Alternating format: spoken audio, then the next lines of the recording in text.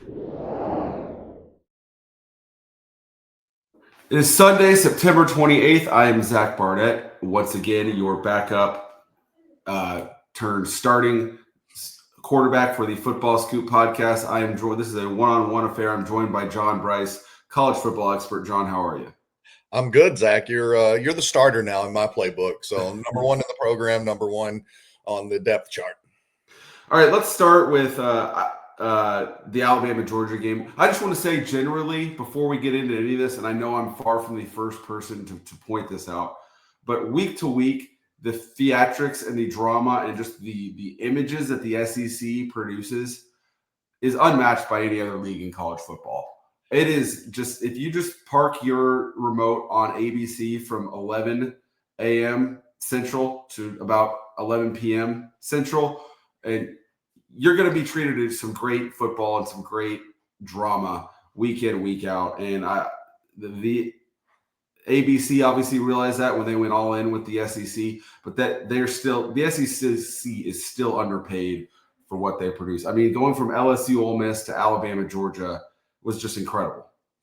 It was high theater, and of course that day had begun with Notre Dame eviscerating Arkansas in the Lou Holtz Bowl and prompting writing from you and writing from me all over Football Scoop about the future of Sam Pittman, which is an insult to call it tenuous because it's not even that. It's bound to be beyond that. As you note this morning, there's about a $3 million incentive to potentially wait 2 more games or 3 more games to part ways with Sam Pittman. But in the SEC, you'll never convince me that football decisions are made over $3 million.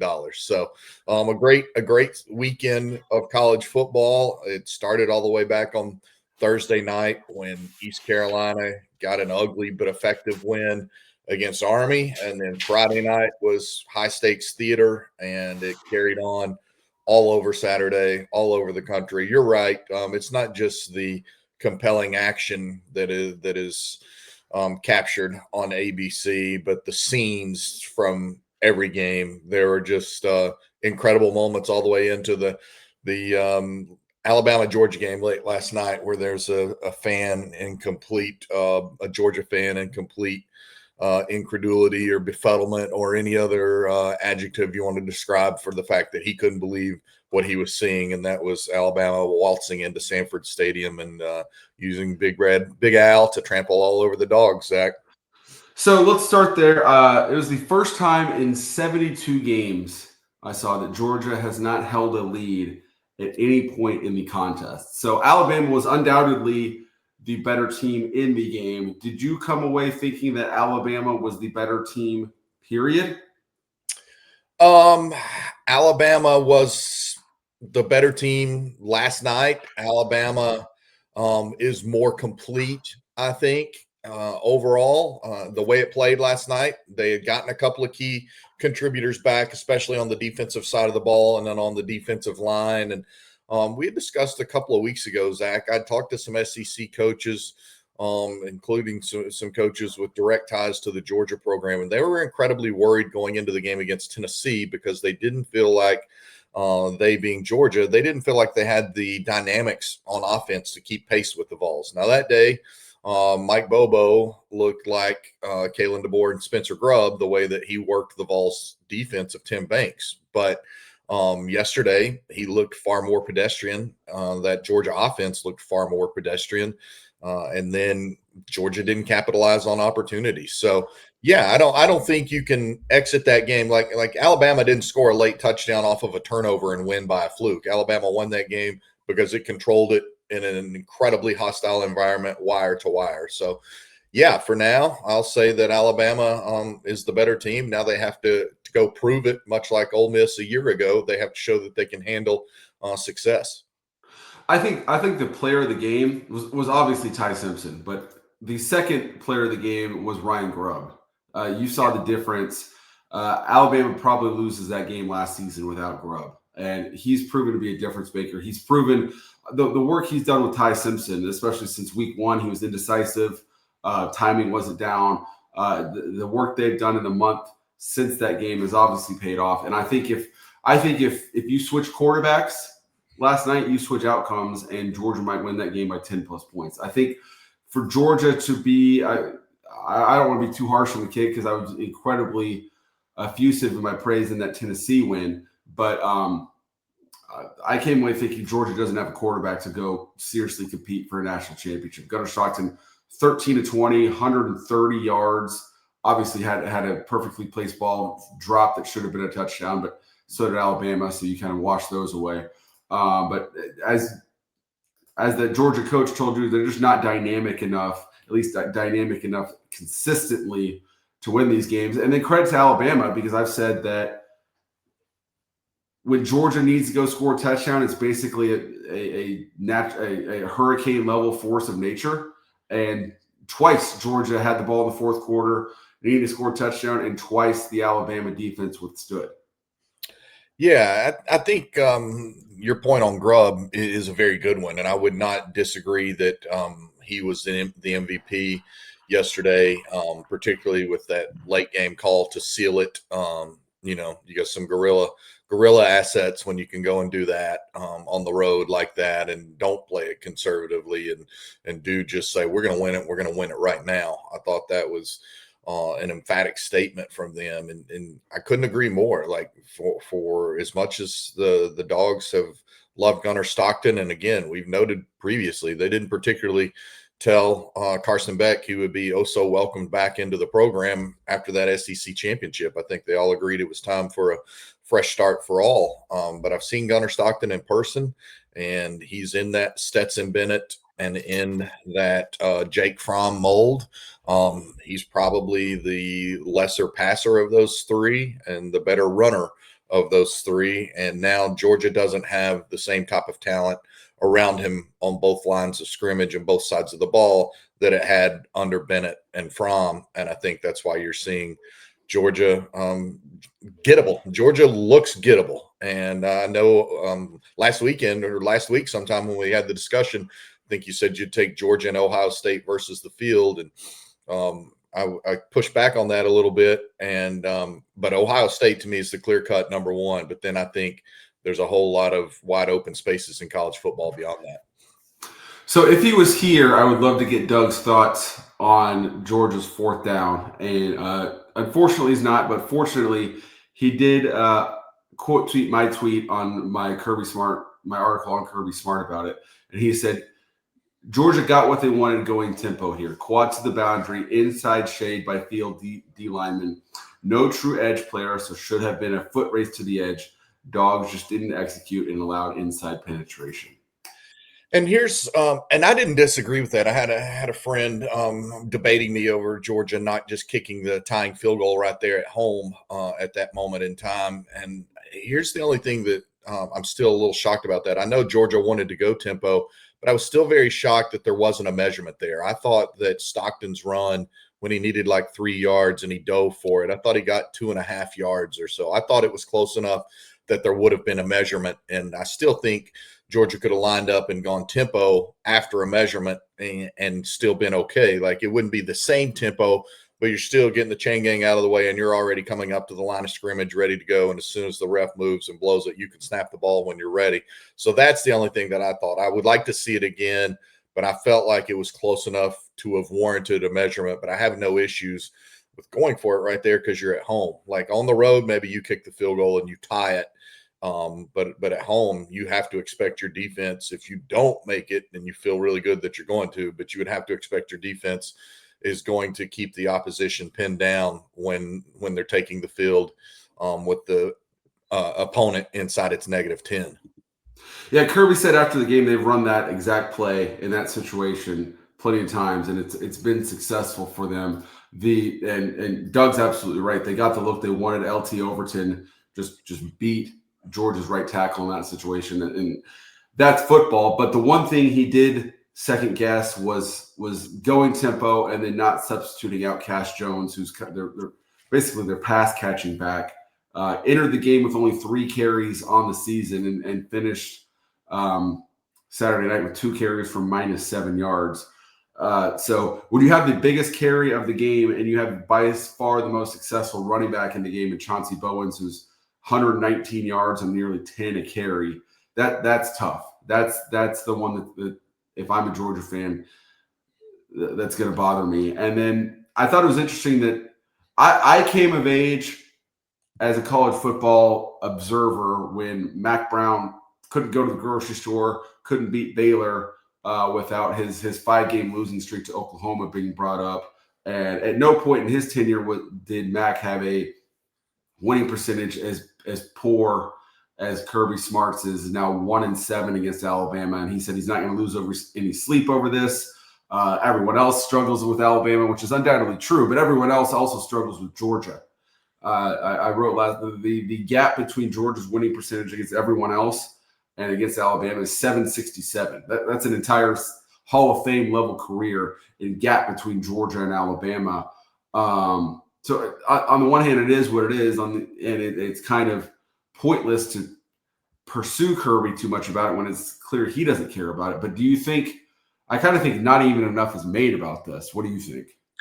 Yeah, well, I think part of not enough being made about it, Zach, is because the fact that Alabama and Georgia just don't play every year. And that was the first time Georgia had hosted Alabama since Mark Richt's last season in 2015. So I think that's significant to note that, he has struggled tremendously against that program. Most of those struggles were against Nick Saban, his mentor, and everybody everywhere except the NFL struggled against Nick Saban in perpetuity. But he's 0-2 against a guy in Kalen DeBoer that, as you have so well chronicled, fans have nitpicked over not having a tucked-in shirt and a hoodie on the sideline. Fans were ready to ride him straight out of Tuscaloosa into the Shoals after Alabama opened this season with a loss at Florida State.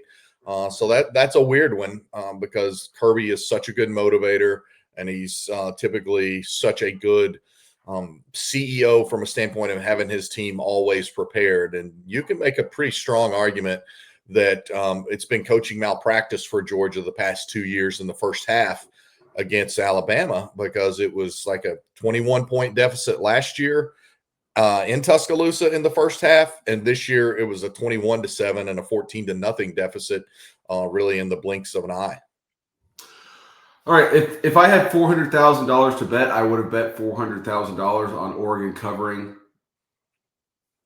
as a 3-point dog. They end up covering that by 9 points, getting a 30-24 win. I thought the way that this game played out was about as painful as it possibly could for Penn State, because you have a team that struggled to score points in these big games, and through 3 quarters, they had 3 points on 104 yards of offense. They fall behind 17-3. Boo birds are raining down from the whiteout crowd. And with their backs against the wall, Penn State rallied a heroic effort. 14 points in the fourth quarter, 137 yards, and they score at the top of the first overtime to take a lead. And you think in real time, all right, they're finally doing that after more than a decade. They're finally exercising their demons. And then Oregon scores the final 13 points and wins the game. And now Penn State's, you could say back where they started, but even further behind than they've been. What'd you make of this one?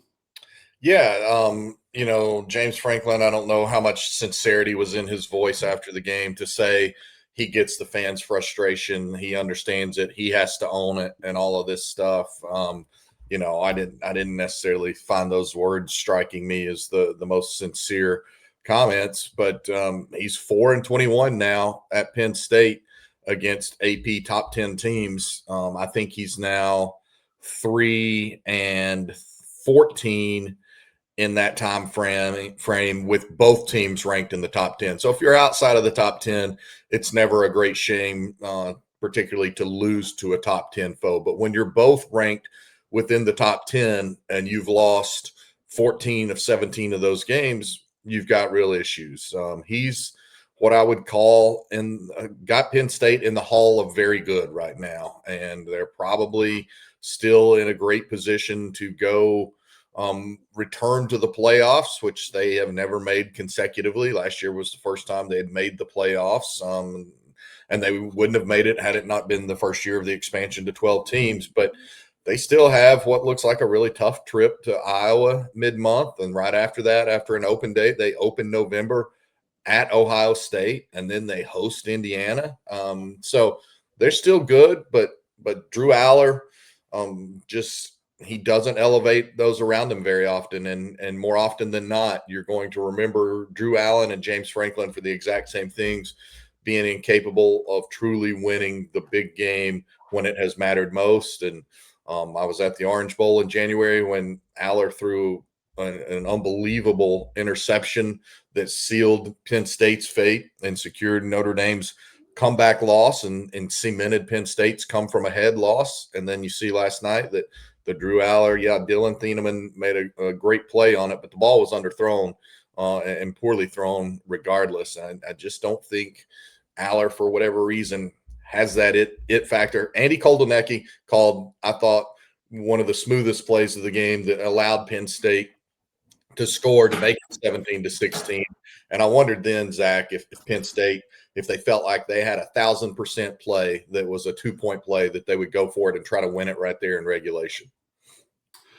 Yeah, I thought Koldenecki had an up and down night, obviously 104 yards for 3 quarters, but I thought he did a really good job of identifying what would work for Penn State and then going to that throughout the game. And I thought he did a good job of playing to his quarterback strengths, which ultimately proved to not be throwing the football. In his losses as a starting quarterback, Aller came in averaging 5.7 yards per attempt. He averaged 5.5 last night, 14 to 25, 137 yards. Trevor Pena, the transfer wide receiver that, according to Fran Brown from Syracuse, got $2 million to leave Syracuse for Penn State. Into the game with 2 catches for 16 yards. It's $1 million per catch, not the ROI they were looking for. But he had 3 carries for 22 yards. Like, I guess credit to Andy Koldenecki for finding ways to get Pena the ball. But if you told him pregame that Pena would have more rushing yards than receiving yards, it's probably, well, I hope he takes it in around 99 yards. Drew Aller did some hurt Oregon, more with his legs than his arm in crunch time. 9 carries, 42 yards. So I thought he called an outstanding fourth quarter. I'd be interested to know Doug's thoughts on the interception. Underthrown, but throwing that concept into the boundary as opposed to the field, I thought was an interesting choice. And I also thought it seemed like since Oregon scored on their first play of double overtime, it seemed like Penn State was trying to equal that instead of leaning into what they'd been successful with in the fourth quarter and overtime. Now, I completely agree with you there because I made the comment to a friend late in that game, especially as Penn State just wore down Oregon to force overtime. I thought you finally saw Penn State's physicality taking its toll on Oregon, and they were on the field a bunch in the fourth quarter, and especially the final 7-8 minutes of the game going into the overtime. That was the only time all night that I felt like Penn State consistently won the line of scrimmage with its offensive line that was supposed to be what was going to be the difference in this game to begin with. And look, I will never question Drew Aller's toughness. He was sitting there, blood pouring down his elbow last night. He was running the ball really hard. I love the fact that he repeatedly dove as he was running the ball instead of sliding as he was running the ball. I did think that was an underappreciated bit of football toughness and football intelligence, because some of those dives made the difference in first downs that wouldn't have been had he slid. And yeah, I think Koldenecki called the best part of his game in the fourth quarter for sure. And that's when Penn State found something. But in that second overtime, yeah, unless you felt like, again, that was your home run play. And, I think they probably threw it to that side of the field because all night long they were not as fast as the Oregon defense. So throwing it to the wide side, I wouldn't like. Because you're not going to outrun the Oregon defense. And I thought that showed up all night long. So now we're into, as we move to the middle third of this season, I think it's fair to say Oregon and Ohio State might be the two, if you combine the Big Ten and the SEC, those two might be the two best teams in those conferences combined. But what you have in the SEC is maybe not a great team, but a whole lot of really good teams. But the difference in those two conferences is now Oregon We'll go home, take next week off, then face Indiana at home. Indiana will be a top 8, maybe even top 5 team by the time that game happens. But then after that, Oregon will not face another ranked team all season long. USC is currently ranked. They'll fall out after losing to Illinois. Washington's a solid team, probably not going to be in the top 25 by that point. That would not happen in the SEC. And so if you're a Big Ten fan, you could say, well, Oregon and Ohio State are better than anyone in the SEC. They navigate that fine. But in the it's just a different level. Maybe not as any great teams in that conference, but a whole lot of really good teams. And so now Oregon's basically on the glide path to return to a Big Ten championship, certainly return to the playoff. Whereas the SEC, you're looking at that champion might lose 2 conference games. Yeah, I don't think there's too terribly much doubt that I expect the SEC champion to almost certainly be a multi-loss team. And yeah, to your point, I think that you would probably feel like if you were evaluating the SEC and the Big Ten side by side, you would give the nod to the 2 teams you mentioned, Ohio State and Oregon, as the top 2. And I think I said earlier, Ohio State the clear number 1, but I don't know. I think you can make a strong case for Oregon in that spot as well. But then I think probably you have a half dozen SEC teams that you feel like you can match up and have a shot against either one of those teams. And I don't think there's a half dozen Big Ten teams that you would put against the best half dozen from the SEC. So let's talk about 2 of those half dozen. Incredible game in Oxford. Ole Miss 24, LSU 19. For me, Ole Miss has a better quarterback than LSU. Is it that simple? I'm not ready to say that because there's weirdness going on with Garrett Nussmeier refusing to discuss whether or not he's injured, while Brian Kelly saying he's completely healthy, and then Nussmeier following that up by saying I'm not talking about my health at all. I think it's very clear that Ole Miss has a superior offensive line to LSU right now, and then Kawan Lacey is a better running back than anything LSU has going right now. And I think all those elements are kind of where I'm at. Trinidad Chambliss is a gamer. He is a heck of a player. He is like a more explosive, dynamic version of Gunnar Stockton, but I see a lot of similarities in those 2 when I watch them play. So I think, Ole Miss winning was not at all a fluke. After being behind early, they really controlled that game wire to wire, and certainly could have tacked on the late touchdown there if they had wanted to, and won that game 31-19 instead of 24-19. They had the tight end slide down and went into victory formation, and Lane Kiffin relished that moment, probably with as much emotion as you've seen Lane Kiffin have for any one win in his time at Ole Miss. I thought he really emphasized and wanted to punctuate that victory. I'm sure we'll get Scott's thoughts on it because he was there when we reconvene on Tuesday. But the LSU came into this game as the number 4 team in the country with based largely on 2 wins that have lost significant value since they happened. But at this point, I would bet against LSU making the playoff. This team, they ran for 59 yards. Nussmeier was under 6 yards per attempt. And looking forward on their schedule, you've got Vanderbilt, A&M, Alabama, Oklahoma. I'm seeing a 9-3 team that plays in the Gator Bowl or something like that. Yeah, it's their equity wins, and LSU had gotten 2 early ones, as you noted. But with that schedule, they've got to find an equity win somewhere else. I don't have a doubt in my mind if they find a way to go 10-2 that they're a playoff team. I don't doubt that whatsoever. It's just, as you alluded to, it's not just those teams left on their schedule, and those are significant in their own rights, but a number of those games are away from home. They're at Vanderbilt, they're at Alabama. Who knows about Arkansas by that point late in the season? They're at Oklahoma. I mean, they're at those 3 in addition to having a South Carolina team that still provides plenty of danger at home, and a Texas A&M team that's undefeated and didn't look beautiful yesterday, but is going to probably be, like you said, a top 7 team when everything shakes out today. Speaking of A&M, the Aggies threw for 207 yards and ran for 207 yards. And they converted those 414 scrimmage yards into only 16 points, but it was enough because in the fourth quarter, Auburn gained one more yard than you and I did combined in that game.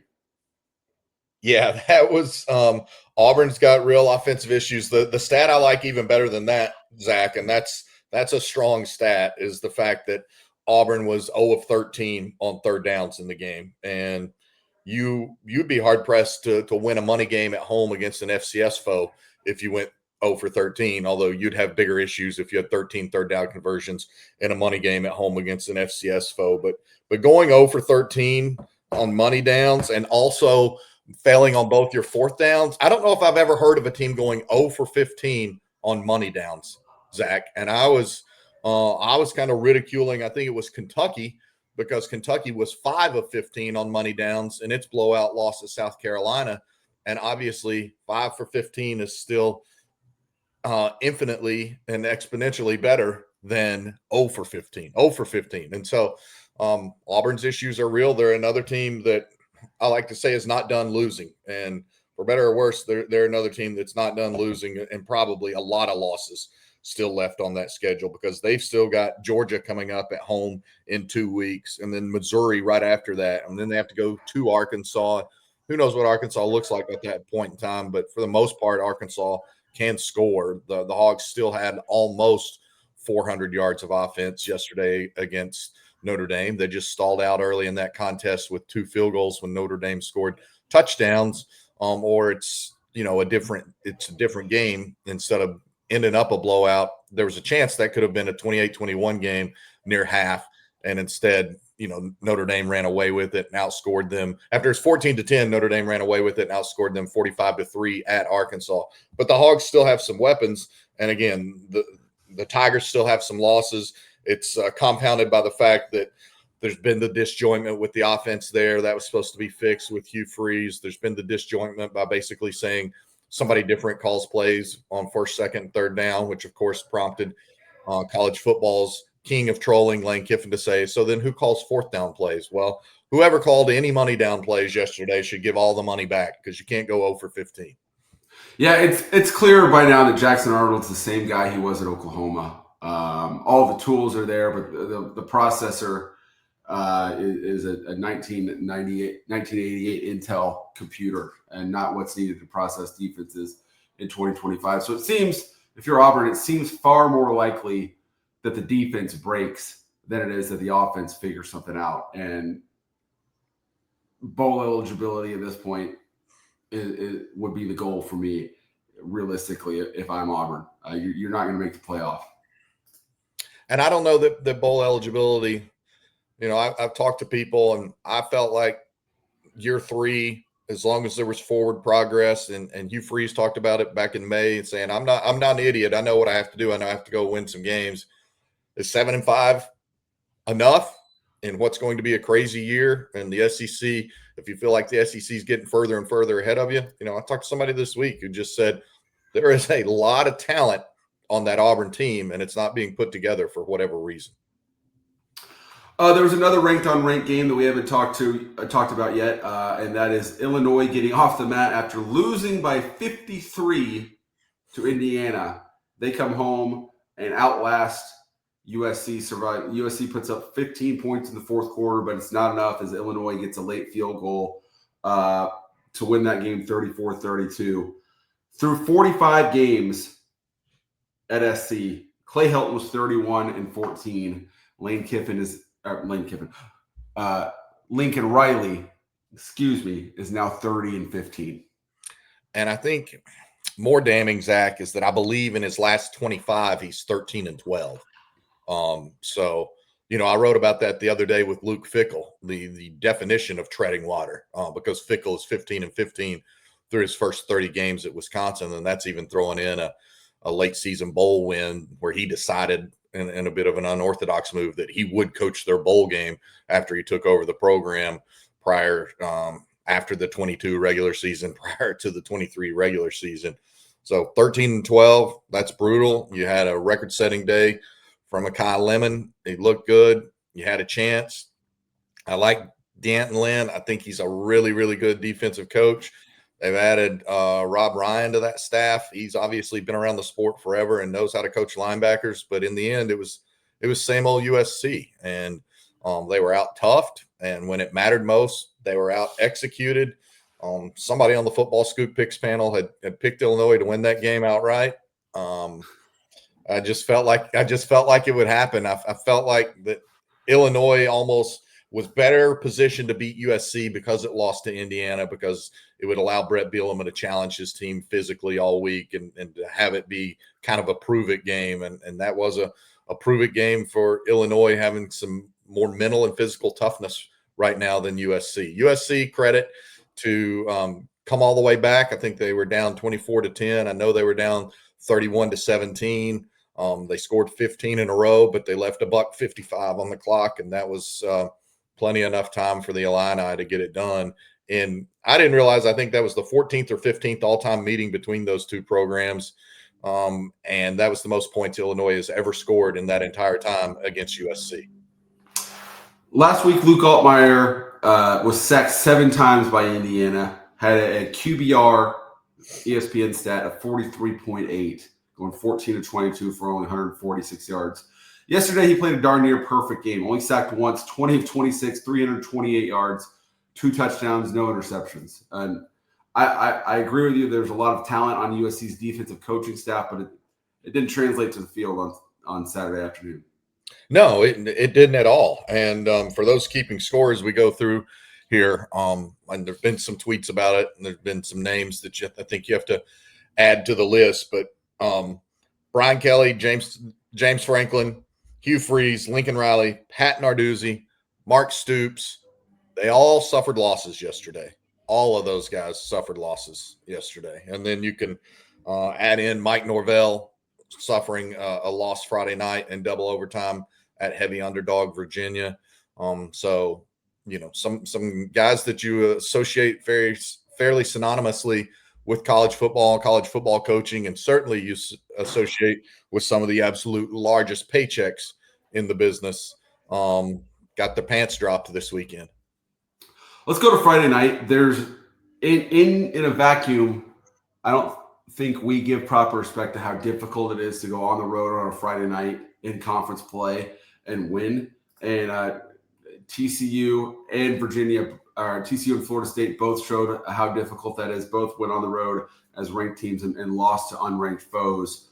The Virginia scene is as great as that Saturday was. The Virginia scene was the best thing I saw all weekend. You had a program that was moribund for years. Virginia football was in many ways Stanford East.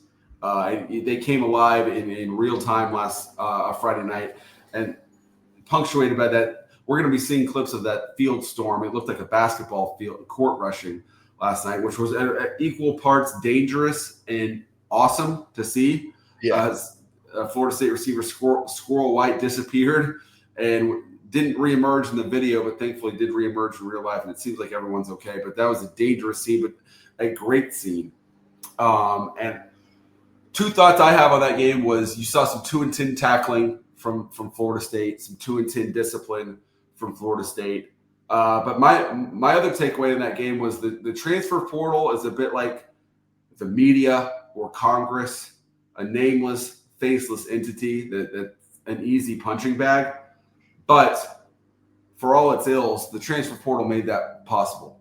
Virginia paid Chandler Morris $1 million to leave North Texas, and he scored 5 touchdowns last night. And he, not by himself, but he's the catalyst in bringing Virginia football back to what it is. And then at the same time, North Texas is 5-0, led by one of the best stories in college football, Drew Mestemaker, who last started a freshman B game before becoming the starting quarterback for the Mean Green. Neither one of those stories are being talked about right now in a world where there is no transfer portal. Well, and here's what's even further crazy, Zach, as you take us down the transfer portal trail, and that is Virginia's best receiver from the previous 2 years, Malachi Fields, is now Notre Dame's best receiver, and it's not close. I mean, he has been sensational for the Irish, even though they're just 2-2 through 4 games. And so, yeah, the transfer portal giveth, the transfer portal taketh away. Virginia needed that game. That's a signature win in year 4 for Tony Elliott, and that's a significant win. And we'd said on the pod last week, I really like the Virginia offense, and Chandler Morris is playing the best ball of his life. How much does Clemson miss Tony Elliott right now? I think a lot. They probably miss Chandler Morris too. So, that was a great scene for college football. The field storming was a little uneasy there for former Vols wideout Squirrel White, now at FSU. So, but good for college football overall. Kudos to Arizona State. And another ugly road win, but an important road win Friday night was Houston against Oregon State. And now that sets up Houston, keeps them undefeated, and they get Texas Tech at home in their next game. And you look at Houston, I don't think they're a playoff team, but they have 2 ranked teams on their schedule right now the rest of the way, Texas Tech and TCU, and one, if not both of those games are in Houston. Arizona State's played 3 games against Power 4 opponents so far. Those games have been decided by 4, 3, and 3. And the winning score, I believe, in all 3 was scored with less than a minute to play. As I furiously scrolled through the box score, 30 seconds to play or less.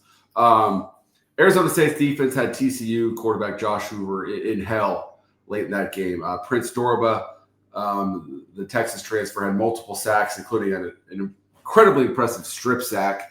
And then when Hoover was given time to drop back and pass, he couldn't solve Arizona State's zone defense. Through 2 interceptions, could have probably thrown 4. Arizona State had a couple balls hit their receivers hit their defenders in the hands that were dropped. So Arizona, I don't know what to make of Arizona State. Is this a team with championship mettle, or is this a zombie waiting for a knockout punch? Either way, we'll find out soon enough. They're at Utah and then get Texas Tech at home game against Houston, then at Iowa State. So if they survive that gauntlet, you're looking at the best team in the Big 12 and a repeat college football playoff team.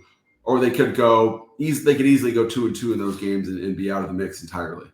Yeah, and I would probably lean towards the latter of those scenarios, Zach. I mean, I don't want to discount what the Sun Devils did Friday night. That took tremendous culture and team character, I think, to find a way to win that game. But they're much more vulnerable than a year ago, as we've noted. And it's more than Cam Scatabo at this point. There's more than that missing. And so I would contend that Iowa State certainly very much looks the part. Texas Tech very much looks the part. I think the next tier of teams right behind that is BYU, TCU, Utah, and Arizona State. For the Big 12's sake, they need Texas Tech and they need Iowa State to keep winning as much as possible. And they might sit there and try to say, we just want a competitive league. We're the most competitive league in America.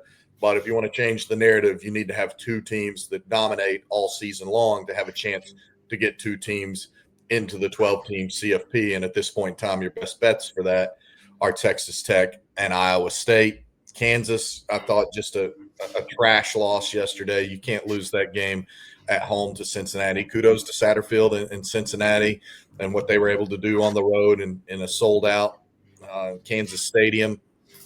Utah got healthy against West Virginia yesterday. What does that mean, as you alluded to, with Arizona State up next on the docket and another game inside Rice-Eccles Stadium after they were virtually non-competitive last week against Texas Tech. So, but there's compelling football throughout the Big 12, but that conference needs Texas Tech and Iowa State to keep winning.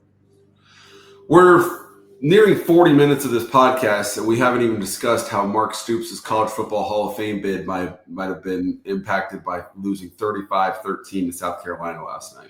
Yeah, and, presumably straight-faced, there's been media in that market in the last couple of years insist that a statue should be built for Mark Stoops outside the stadium. I'm not even joking you. And this is the place where Bear Bryant coached, and you want to put a statue of Mark Stoops, who, as someone tweeted out, is 1-11 in his last dozen SEC games. He's 2-13 in his last 15 SEC games. I could keep going. It keeps getting worse. It's ugly. It's a race to the bottom. The 2 worst teams right now in the SEC, unequivocally, are Kentucky and Mississippi State. But if you watch those teams and you know anything about football, you see two programs in vastly different directions. And Mississippi State is playing good ball. It's playing like it wants to play ball. It's playing with a great energy. It had plenty of opportunities to knock off Tennessee yesterday. It's trending upward. Kentucky is trending below the basement. Wait, you have Mississippi State below Arkansas? Well, I think they play in a couple of weeks, so that's fine. That's fine. You could say the thing about Arkansas is before yesterday, they were like 6 points away from being undefeated. And that was against Ole Miss and Memphis on the road. So to me, that underscored what happened yesterday to Arkansas is where the program is now, and it's got a lot more losing to go. And I think, unfortunately for Sam Pittman, what's going to happen there is inevitable. I've known Sam for a long time. He's a great man, and he's a really good O-line coach, but he's not been able to get that program over the hump since 2021. And you called it 4 years ago. I'll forever remember that. You said – the high water mark for Arkansas football was that regular season win against Texas, and nobody knew it at the time, but you wrote it. And so I'll give you exponential credit for that. But yeah, look, I frankly think Kentucky is the worst team and the worst program in the SEC right now. And it was pointed out to me that in addition to all those stats that I just regurgitated that I tweeted out, Kentucky hasn't had a home win in the SEC in about 730 days. So literally 2 calendar years. Yeah, ranking the SEC from 1 to 16, or from 1 to 15 would be incredibly difficult. 16 at this point is not difficult. So maybe our colleagues in the media need to slow down on getting a PO for that statue. Yeah. Good gosh. All right. What game is chomping at your bit that we have not talked about yet? We don't have time to go over it. It was an earlier in the day game. But, Pittsburgh is another program that I think is racing towards the bottom of the ACC right now. And they lost to that West Virginia team with a double-digit lead in the fourth quarter. They had a 17-0 lead at home yesterday against Louisville, found a way to lose that game 34-27. Some of the video on the sidelines looked like there was some disjointment there. I think they had 5 turnovers. They benched Eli Holstein at some point. Looked like he and offensive coordinator Cade Bell were getting into it. I just think there's dysfunction and disjointment in that Pitt program right now. Shout out BYU. It wasn't pretty.